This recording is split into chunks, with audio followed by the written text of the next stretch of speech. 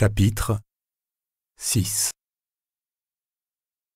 Quand Phileas Fogg prend le train à San Francisco pour traverser toute l'Amérique, de l'ouest vers l'est, cette ligne de chemin de fer vient d'être finie. Elle a 3786 000 anglais, c'est-à-dire à peu près 6000 kilomètres. Avant, il fallait 6 mois pour aller de New York à San Francisco. Avec cette nouvelle ligne de chemin de fer, on met 7 jours.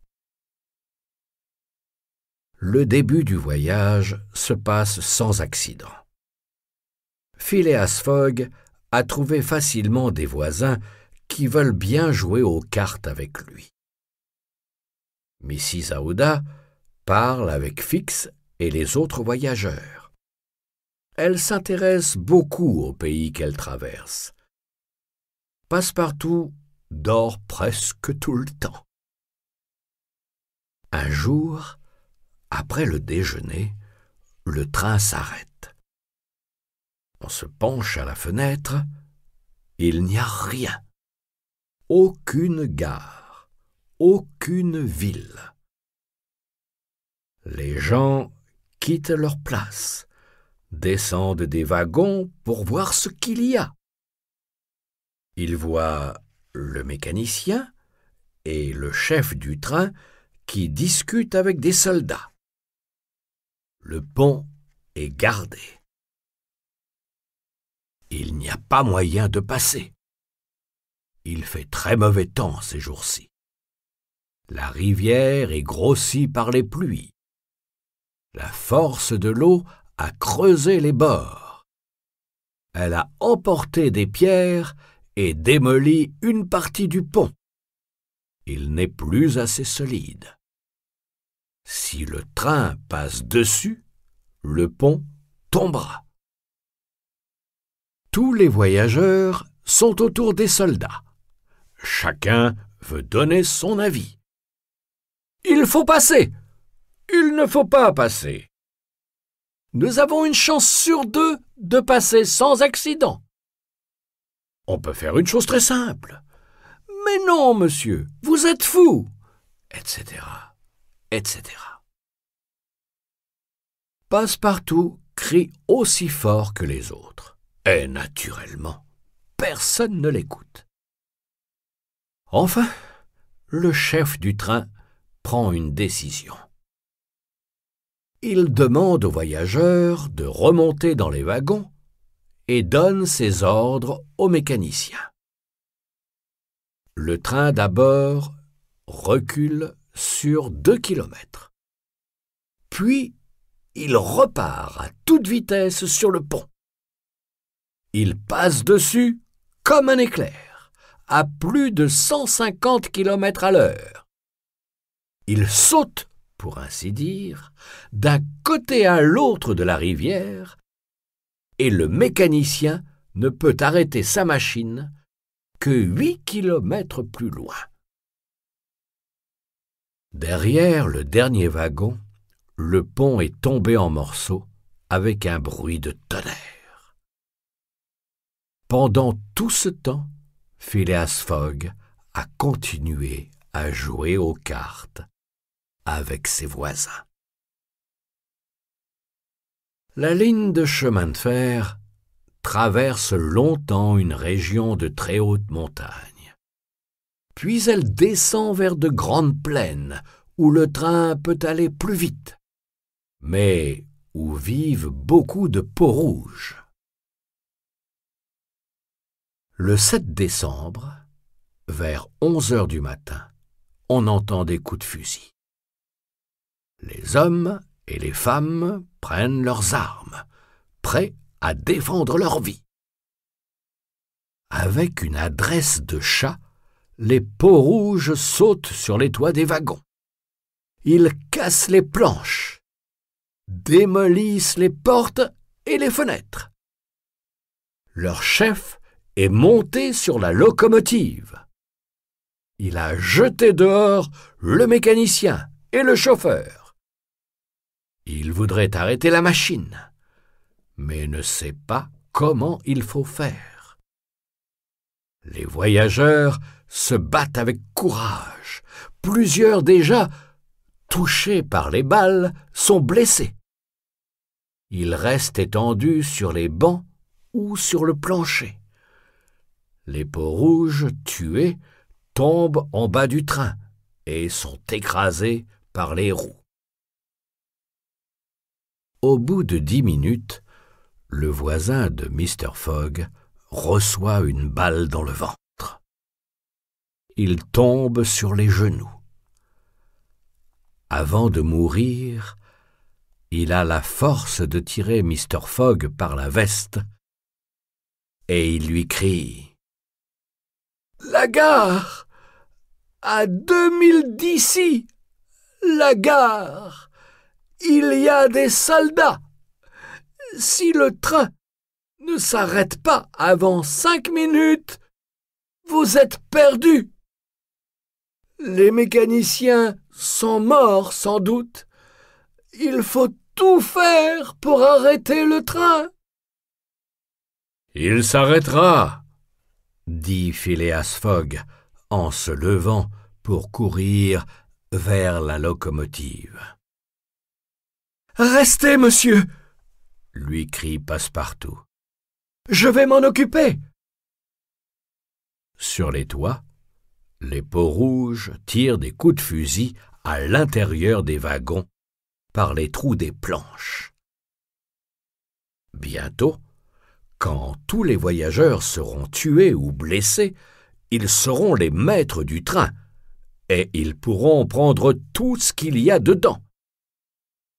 Leur chef est resté sur la locomotive parce qu'il veut passer très vite devant la prochaine gare et essayer d'arrêter la machine seulement plusieurs kilomètres plus loin. Phileas Fogg n'a pas eu le temps d'empêcher le courageux Passepartout de s'élancer du coin où il était caché. Les balles volent au-dessus de sa tête.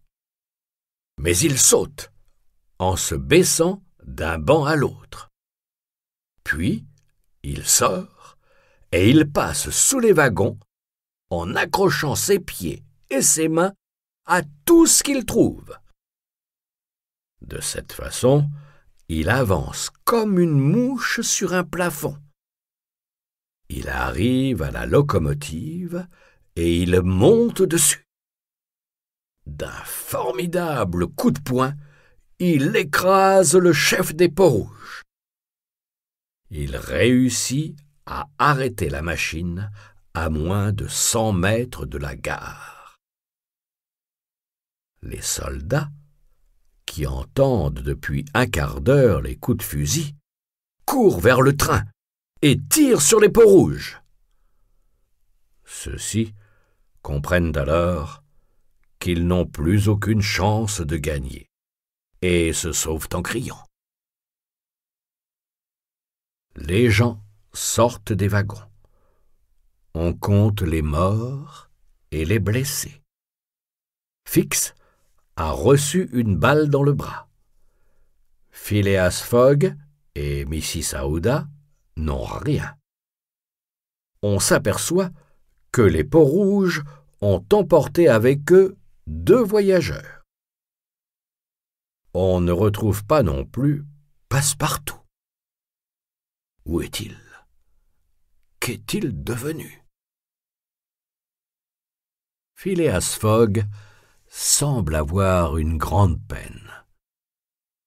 Pour la première fois, son cœur et son esprit sont déchirés par 2 idées contraires. Il ne peut pas laisser le pauvre garçon entre les mains des peaux-rouges qui vont sans doute le brûler ou lui couper la tête. Mais s'il va le chercher, il perdra du temps et il manquera le bateau de New York. Mrs. Aouda pleure. Elle n'ose pas donner son avis. Phileas Fogg va vers le commandant des soldats et il lui dit « Les Peaux-Rouges ont emporté avec eux quelques voyageurs. Il faut essayer de les reprendre. » « Comment pouvons-nous faire? Moi, je n'ai pas le droit de quitter la gare. Je dois rester avec mes hommes pour la garder. » « Bon, j'irai seul. C'est mon devoir. » « Vous êtes fou! Allons, je peux vous donner 30 soldats. Mais je suis obligé, moi, de rester à mon poste. » Fix vient près d'eux et demande à Mr. Fogg « Est-ce que vous me permettez de venir avec vous? » « Vous ferez ce que vous voudrez. Mais si vous voulez me rendre service, vous resterez avec Mrs. Aouda. Si je suis tué, je vous demande de vous occuper d'elle. » Fix n'est pas content. Il ne peut pas dire non, bien sûr. Mais en restant avec la jeune femme, il laisse partir son voleur. Il se demande si cela n'est pas un tour d'adresse de Phileas Fogg pour se sauver. Celui-ci serre la main de Mrs. Aouda et lui donne le sac qui contient tout l'argent. Puis, avec le petit groupe de soldats, il part dans la plaine couverte de neige. Pendant ce temps-là, les ouvriers réparent comme ils peuvent les wagons et la locomotive. Ainsi, vers le soir, le train est prêt à partir. Mrs. Aouda demande au conducteur d'attendre encore un peu. « Ne repartez pas avant que Mr. Fogg et les soldats reviennent. » Mais les autres voyageurs sont pressés. Ils remontent tout de suite, s'installent à leur place. Les blessés sont portés et couchés sur les bancs. Le train s'en va en mêlant sa fumée blanche à la neige qui s'est encore mise à tomber. Fix et Mrs. Aouda restent. Ils attendent toute la nuit sans pouvoir dormir. Quand le jour se lève, tout le monde est déjà dehors. Les soldats et les employés.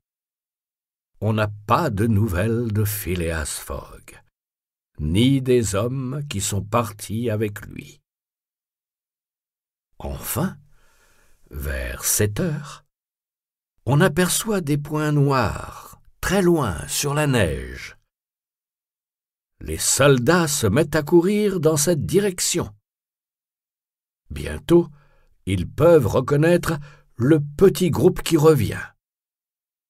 Phileas Fogg marche devant avec Passepartout et les 2 autres voyageurs, sauvés des mains des Peaux-Rouges après un rapide combat.